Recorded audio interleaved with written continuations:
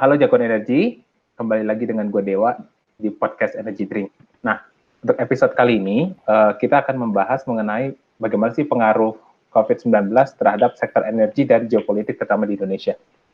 Oke, sekarang kita coba move on ke sektor yang non-migas. Nah, nanti ada yang menarik sih di sini tuh.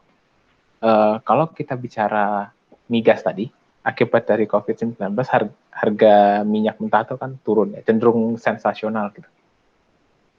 Sampai masuk berita headline news gitu. Nah, harga batu bara itu sebenarnya juga menurun loh sebenarnya.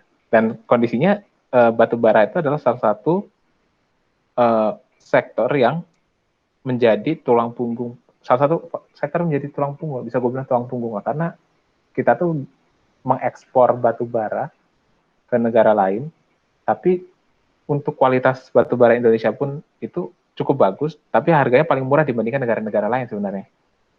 Nah, gimana sih menurut ini siapa ya? Bagus ya. Gimana sih kira-kira apakah dengan perubahan harga batu bara ini yang menurun seiring dengan COVID-19 ini berdampak terhadap perusahaan batu bara nasional atau internasional yang ada di Indonesia?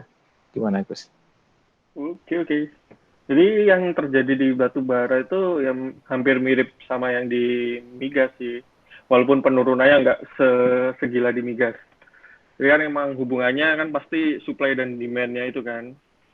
Supply-nya kan kebanyakan kalau batu bara secara global market tuh paling dari Indonesia, Australia, terus Cina sendiri juga gede gitu kan.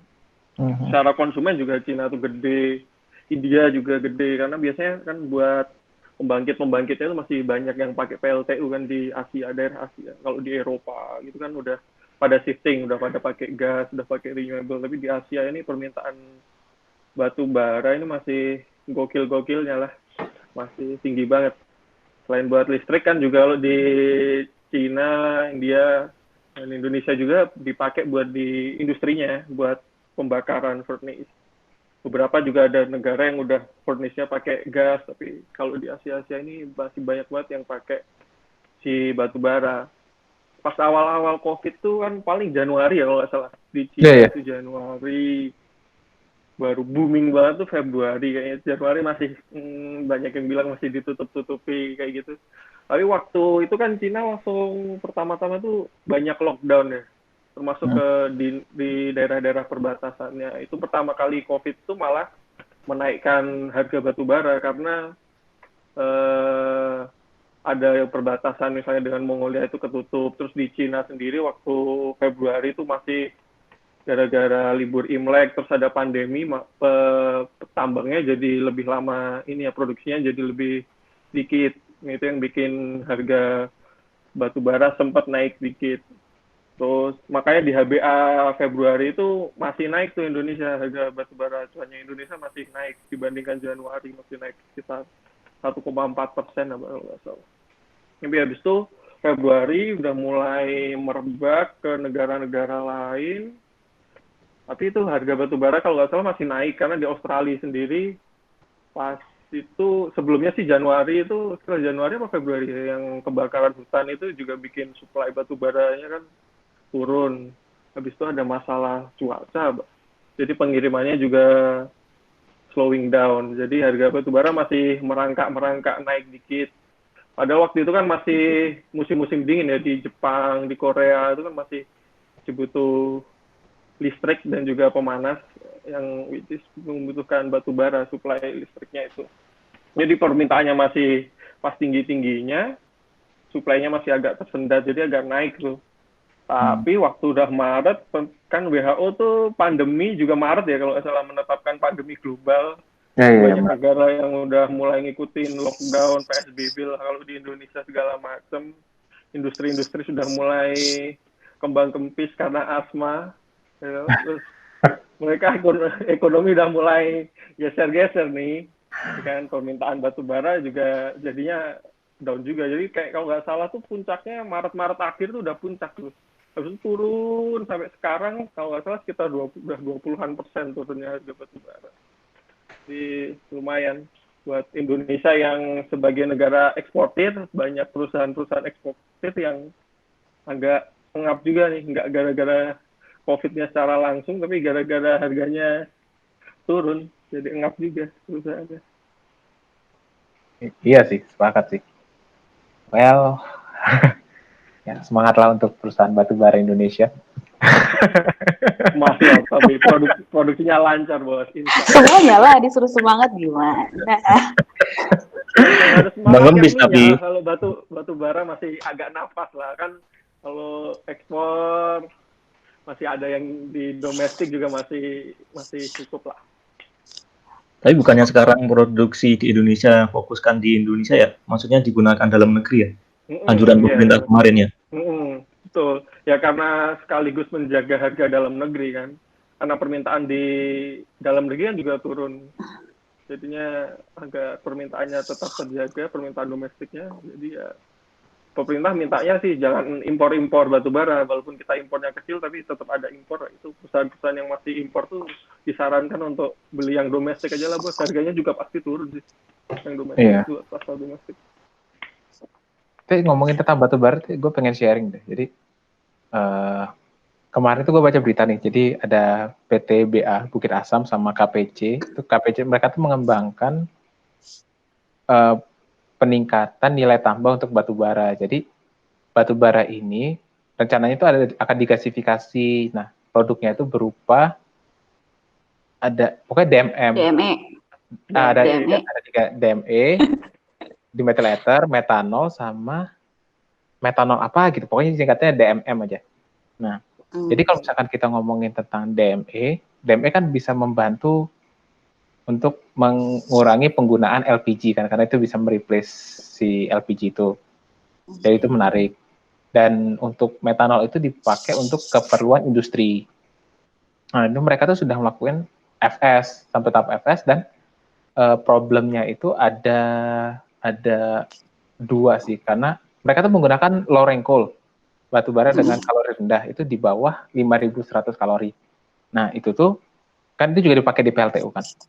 Nah, permasalahannya itu lebih ke harga sebenarnya, harga. Jadi untuk menjamin ketersediaan itu, kalau nggak salah nih SDM sempat ngasih rekomendasi harga sekitar 20 sampai 22 dolar per ton apa ya? Aku lupa deh, sekitar segitu deh harganya. Nah, kemudian itu menarik banget kan kalau kita bisa melihat batu bara memiliki potensi nilai tambah untuk membantu mengurangi beban LPG. Nah, tadi gue sempat iseng-iseng juga nyari berita tentang pemanfaatan batu bara menjadi gasolin atau diesel. Istilahnya tuh coal liquefaction. Jadi coal liquefaction itu ada 2 sebenarnya. Yang direct, ada yang indirect. Kalau umpamanya ngomongin direct berarti dari kita punya batu bara dilikuifaksi, langsung produknya itu kalau nggak diesel oil atau solar bisa juga jadi bensin. Nah, kalau yang indirect, dia itu melewati tahap gasifikasi terlebih dahulu, lalu nanti baru diproses secara berbeda. Kalau misalkan produk dari gasifikasi itu kan pertama merupakan syngas. Nah, syngas nanti kalau misalkan melalui tahap metanol sintesis, ya hasilnya DMM tadi, yang dimethyl ether, metanol, dan sebagainya tuh. Nah, kalau untuk jadi gasolin, produknya tahapannya itu melalui namanya tuh FT sintesis Fischer-Tropper atau apa, pokoknya istilahnya FT sintesis itu untuk jadi diesel oil dan gasolin. Nah, yang menarik itu sampai saat ini tuh belum ada pengembangan ke arah situ, dan kan gue berharap one day akan ada kesana, mungkin PTBA atau KPC bisa menginisiasi sih dengan gue gitu. Soalnya alasannya cukup menarik sih. Alasannya cukup menarik karena sampai saat ini mereka belum bisa bersaing dengan harga minyak saat ini. Karena biaya mungkin karena production cost-nya tinggi banget. Jadi harga jualnya itu mungkin akan lebih tinggi dibandingkan harga minyak yang dijual secara global gitu. Tapi karena Indonesia itu adalah negara salah satu penghasil batu bara dengan jumlah cadangan yang sangat besar, sekitar 37 miliar atau 38 miliar gitu. Ya, itu gede banget. Dan kalau kemarin kata Badan Geologi itu, kalau kita mengadakan batu bara doang itu bisa sampai tahun 2100. Berarti sekitar 80 tahun lagi masih ada tuh batu bara. Kayak gitu. Makanya jadi sebenarnya sektor batu bara ini menarik, dan di tengah COVID-19 ini ya mau nggak mau harganya turun ya, perusahaan batu bara yang ngap ya harus kita semangatin lah, yuk kita pupuk, kita peluk bersama, jangan stres, jangan menyerah. Produksinya masih sampai 100 tahun lagi ya nggak apa-apa lah. Mereka masih punya waktu lama. Iya sih, makanya itu sih. Itu mereka semangat. harus semangat lah, kalau nggak kasihan juga. Iya, tapi kalau yang liquefaksi dan gasifikasi itu pasti masih proyek jangka panjang, jadinya antara COVID dan nggak COVID nggak begitu ngaruh sih. Iya. Tapi ya buat dimanfaatin sih, menurut gua harus punya sih. Soalnya kalau ngomongin yang gasifikasi, kalau yang liquefaksi kan Indonesia masih belum punya tuh, belum punya studi belum punya FS yang ke sana. Tapi kalau gasifikasi itu FS-nya udah ada dilakuin sama PTBA sama si KPC itu. Awalnya kan rencana mereka on stream-nya 2022. Tapi kemarin gue dapat info kalau mereka rencana on stream, jalannya itu di tahun 2024. Ya, semoga bisa lebih cepat sih. Tapi mereka Pertamina juga nih tuh. Iya, sama Pertamina juga. Tapi gue kemarin jadi sempat baca juga. Jadi si efek COVID ini kalau misalnya lama, jadi kalau jangka pendek kan pasti yang tadi gue bilang K3S, pasti mereka akan memprioritaskan proyek yang cost-nya kecil sama resikonya kecil. Which is yang pertama di-cut pasti eksplorasi. Nah, eksplorasi itu bukan minyak untuk sekarang, udah gitu cost-nya gede, itu resikonya juga gede banget. Jadi itu yang pasti yang pertama di-cut. Kalau misalnya COVID ini lama, jadi delay eksplorasi akan lama, terus nanti perusahaan recovery-nya mereka untuk bisa mengumpulkan uang sampai ada uang dinginnya itu lama, eksplorasi itu akan ke-delay lama banget tuh.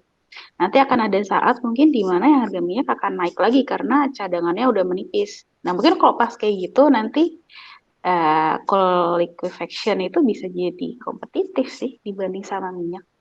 Iya, soalnya menarik banget sih coal liquefaction itu. Untuk negara yang punya coal ya, itu menarik banget sih. Secara yang dimanfaatkan itu adalah batu bara dengan kalori rendah sih. Yang justru dari ada beberapa paper yang gue baca, terus juga dari SDM juga bilang kalau lowering coal ini kurang termanfaatkan dengan benar, berarti bukan dengan benar sih, dengan maksimal gitu. Jadi kalau misalkan kita bisa maksimalkan, berarti ya ada potensi tambahan dan lebih dari secara ketahanan energi kita akan meningkat sih dari Indonesia sendiri gitu. Bayangan gue sih. Ya, kita berbicara tentang masa depan, semoga nanti ada jalan terang di depan sana. Cie. Ya. Tapi berbicara soal batu bara, Pak.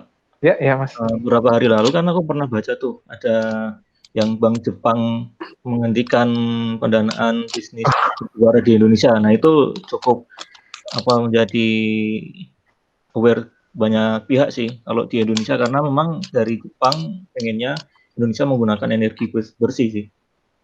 Itu mungkin nanti ke depan pemerintah Indonesia bakal bagaimana untuk kelangsungan industri batubara. Ya menarik sih, soalnya kalau yang tadi aku baca tentang gasifikasi sama batubara, gasifikasi sama liquefaksi itu, dia tuh meningkatkan ini Mas, dia meningkatkan nilai tambah secara dan juga secara emisi yang dihasilkan jauh lebih kecil Mas, jauh lebih rendah emisi CO2-nya. Jadi menurutku sih itu bisa menjadi opsi yang menarik untuk pengembangan batubara ke depan, karena kita bisa melihat kalau batubara ke depan itu tidak serta-merta dicap lagi sebagai energi yang kotor gitu dengan peningkatan itu gitu. Well, mungkin bayangan itu tentang batubara kayak gitu sih. Semoga nanti menjadi lebih baik lagi, amin. Lalu selain batu bara tuh sebenarnya non migas itu ada sektor tambang kan, ya sektor tambang menarik sih.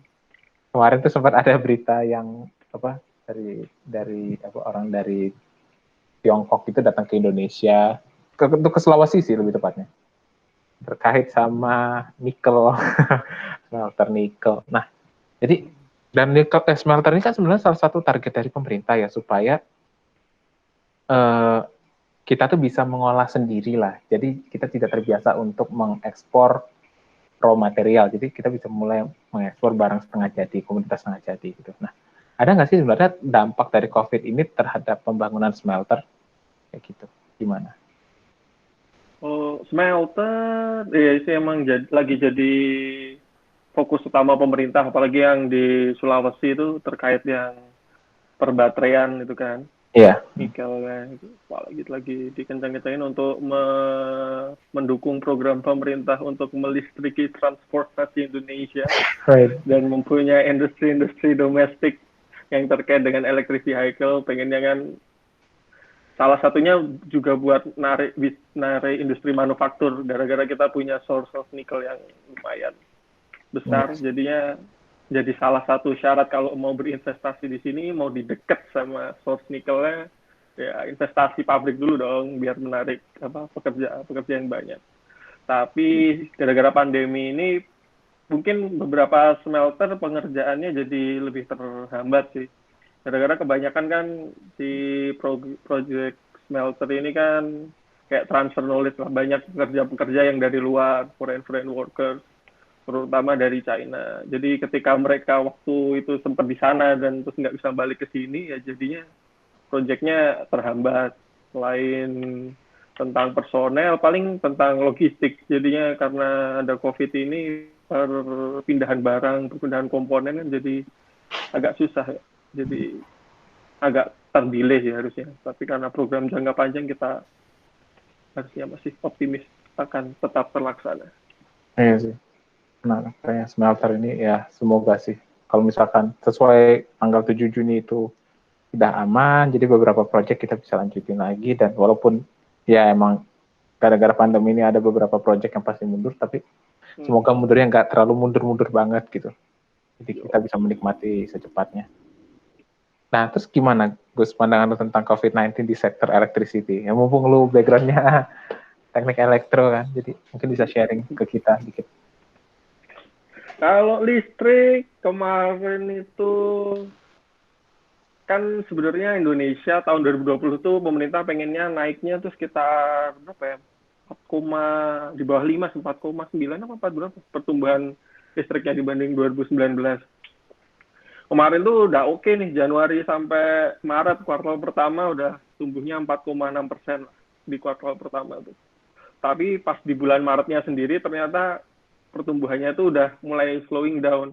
Dari rata-rata 4,6% itu pertumbuhan di Maret itu cuma 2,36%. Jadi itu kan pas awal-awal banget COVID di Indonesia. Nggak salah tanggal berapa ya? Tanggal 11 atau tanggal 12 yang pertama kali diumumkan positif itu kan. Itu. Terus pada kantor-kantor pada mulai work from home. Kantor kita sendiri tanggal belasan ya? Kalau nggak salah baru work from home, baru mulai work from home.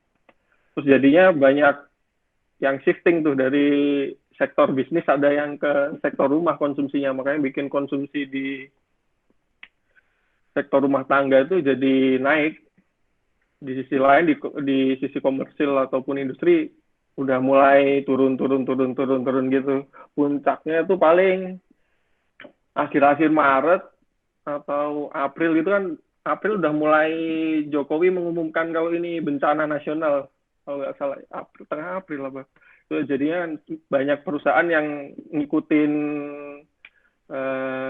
kebijakannya tuh udah ngikutin yang disarankan pemerintah, jadi lebih banyak lagi industri-industri yang jadinya semakin lesu. Itu listrik di industri dan komersil tuh jadinya semakin down. Mall-mall kan pada tutup. Wah, terus tapi dari sektor rumah tangga sih masih naik-naik aja, tapi tidak bisa mengimbangi dari penurunannya si komersil sama industri. Kan nggak ada rumah tangga yang pakai AC segede AC di mall, kan nggak ada kan, jadinya ya pasti turun lah kasarnya kayak gitu. Dulu rame banget mall, terus sekarang pada di rumah semua. Pas awal-awal pasti naiknya drastis, tapi lama-lama gara-gara udah mulai sadar tagihan membengkak nih, kadang-kadang setiap rumah tangga mulai efisiensi juga nih, nyalain AC-nya atau nyalain kipas anginnya nggak selama pas awal-awal work from home gitu-gitu juga bisa nanti lama-lama mempengaruhi permintaan listrik itu sendiri. Kalau dari berita sih gue baca Jawa Bali itu bebannya atau konsumsinya itu bahkan sampai turun hampir 10% apa pas di Maret kemarin sampai akhir Maret. Padahal Pulau Jawa Bali itu sebagai tumpuan pendapatannya PLN juga, tumpuan dari konsumsi listrik kan pusatnya di Jawa Bali. Hampir 72% tuh di Jawa Bali lah konsumsi listrik. Nah, jadinya kalau di Jawa Bali drop banget, karena industrinya di Jawa Bali, terus pusat komersilnya juga di Jawa Bali, apalagi di Jakarta. Kalau itu drop, salesnya PLN juga semakin drop. Apalagi belakangan ini kan PSBB udah nggak hanya di Jakarta doang ya, di Surabaya hari ini ya Pak. Hari ini atau kemarin ya udah mulai PSBB juga, jadi pusat-pusat komersil udah mulai pada work from home, udah mulai PSBB, jadinya demand-nya diprediksi sih bakal lebih turun lagi sih ke depan. Beberapa waktu ke depan kita harap Juni tadi udah mulai ekonomi recover, jadinya udah mulai naik lagi. Seperti itu. Kemudian PLN juga bosnya Pak Zulkifli Zaini ini memprediksi penurunan pendapatannya di tahun 2020 tuh bisa sampai 10% atau hampir 10%, sekitar 44 triliun, lumayan banget. Karena konsumsi listriknya pada turun. Tapi di sisi lain tuh juga PLN tuh kan sama IPP yang power producer yang swasta itu, yang selain PT PLN kan punya kontrak namanya take or pay. Jadi take or pay itu kasarannya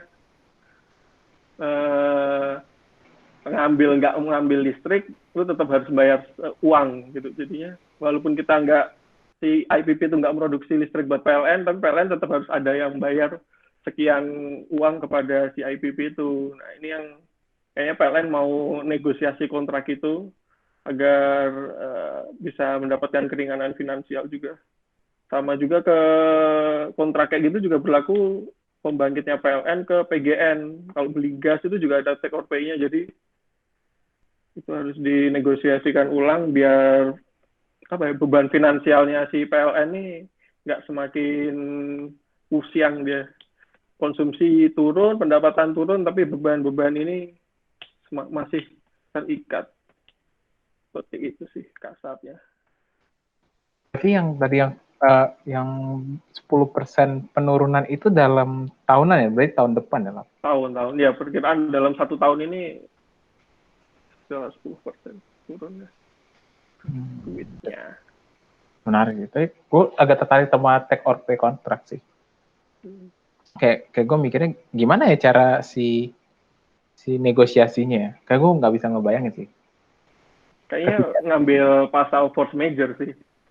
Iya sih. Mereka dinegosiasi. Jadi maksudnya dia take or pay-nya nggak segede dulu, masih bisa dikurang-kurangin biar cari win-win solution ya sih. Iya sih. Well, sektor electricity sangat menarik. Iya sih.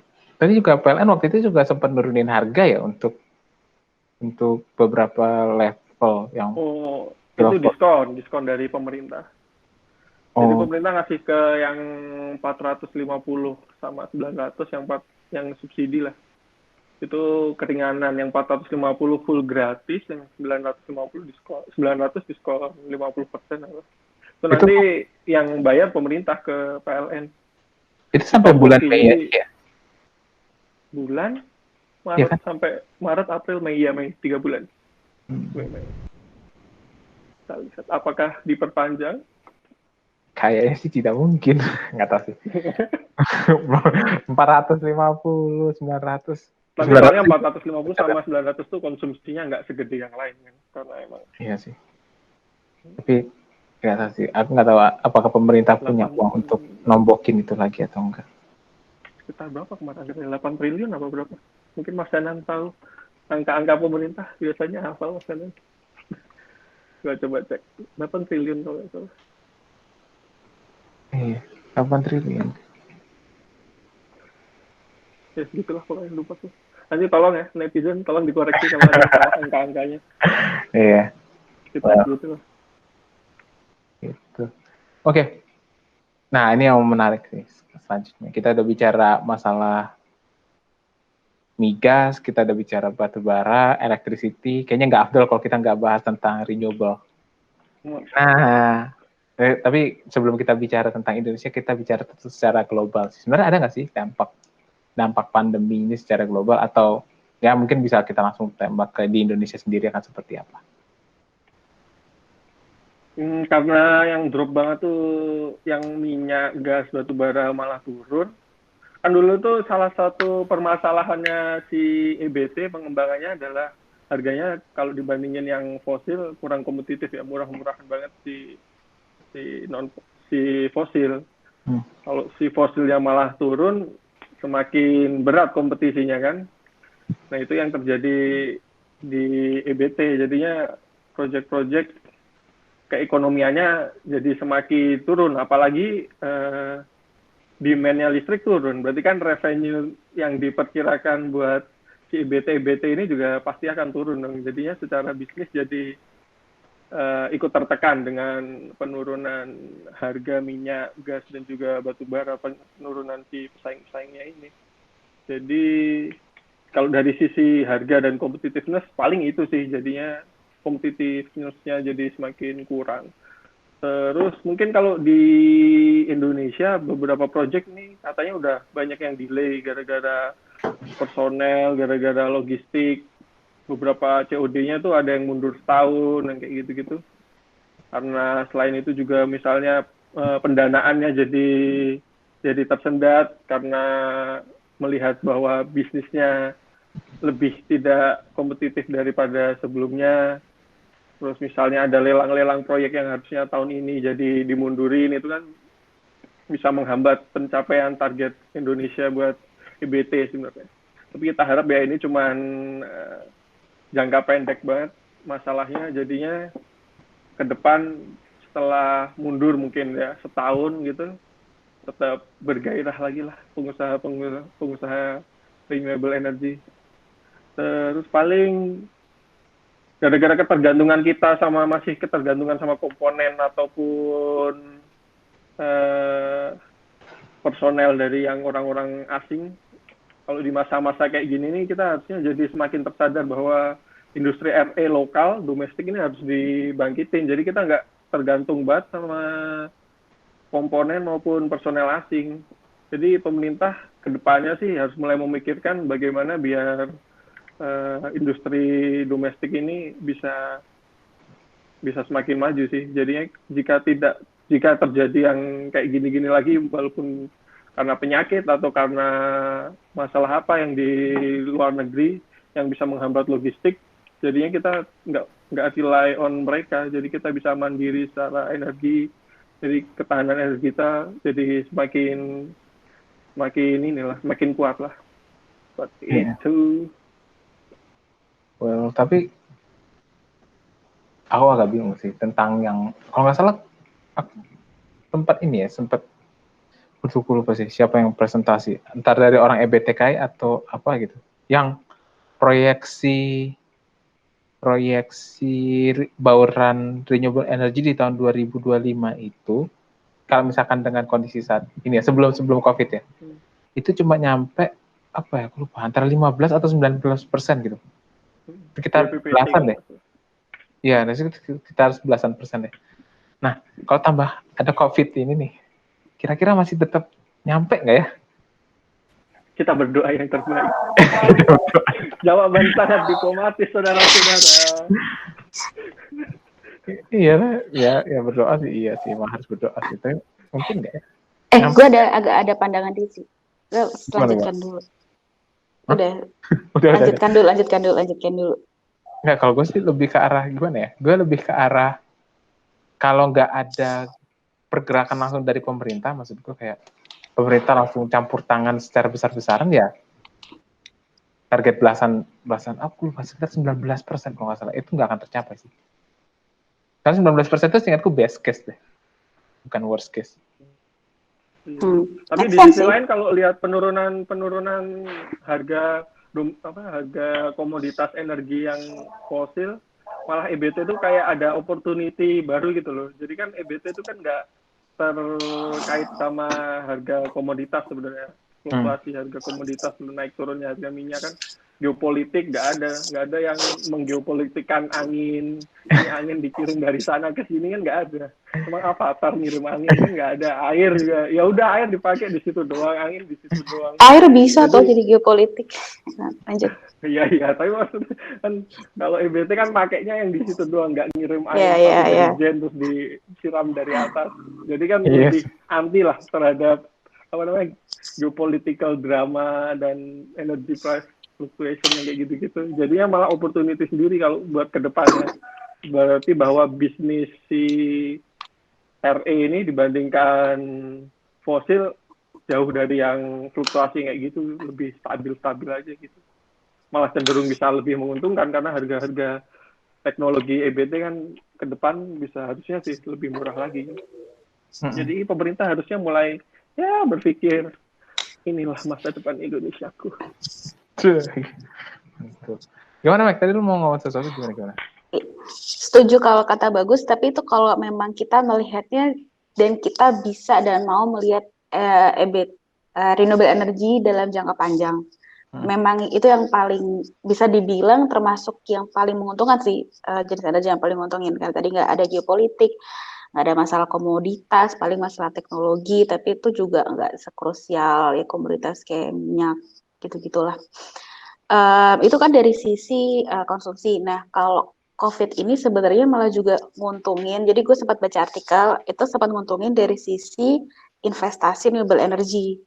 Jadi investor-investor dengan adanya COVID ini, mereka tuh mulai makin sadar kalau investasi di bidang fosil energy itu ternyata marginnya atau profitnya tuh sekarang bisa aja nggak sebesar yang dulu gitu loh, karena harga minyak yang sempat bisa rendah banget, nanti memang bisa naik, tapi bisa tiba-tiba turun signifikan.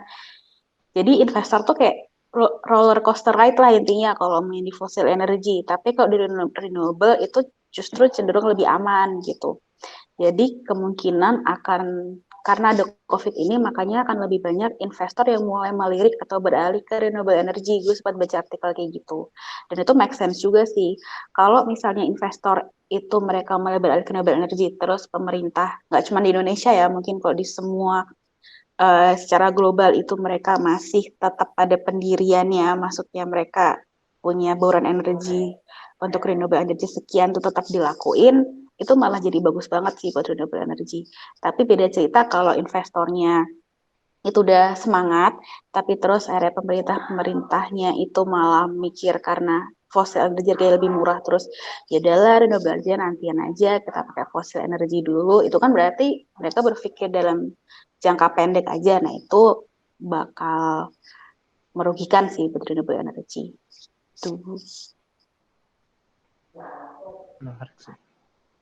Berarti bisa dibilang walaupun ada pandemi COVID, terus harga migas turun, tapi bukan berarti industri RE akan mati sepenuhnya ya. Bisa dibilang kayak gitu berarti ya. Betul. Menarik. Stay strong. Kita harus kasih semangat seperti batu bara tadi. Semangat RE. Jadi dukung yang mana? Dua-duanya ini nih musuhan loh. Nah, kita mendukung energy security Indonesia. Kita mendukung pemerintah Indonesia. Iya, kita mendukung pemerintah Indonesia, sangat mendukung. Oleh karena itu kita melihat dari sisi geopolitiknya seperti apa.